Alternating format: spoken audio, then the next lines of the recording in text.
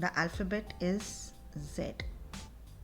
Now when I'm making it straight, it looks very easy, because in this case you'll observe that this goes straight, and even the students who have learned all the alphabets slant before this, still when they land up on Z, they make the Z in this manner.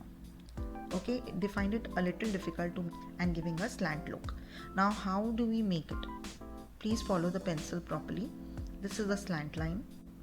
Once when you make the inverted C curve, in this case again observe the starting point is here and the ending point is here, which is slant actually. Okay, if I make an imaginary line, this would be slant. Okay, continuing this part further, you have to ensure that you're not going behind this point. Let me show it to you with another color. This point and this point. So this is behind. We are not coming down in the same line.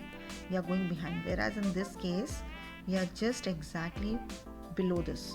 So in this case, you have to ensure when you are making the turn, you have to come behind this and then make a loop.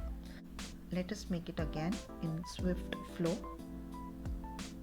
Here it is, and we are going to make it 4 times to get the perfect result. It's actually a print form, so this has to be avoided in cursive. Making a big loop on the top and a small loop down doesn't absolutely look proportionate, so this is one that we are going to avoid. Most of us do not give a connective line for Z and just make Z individually like this. This is absolutely not the correct way of making Z, wherein this is behind and this part is further. So this has to be avoided. That's all for today.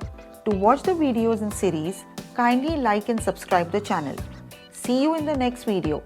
Till then, happy writing!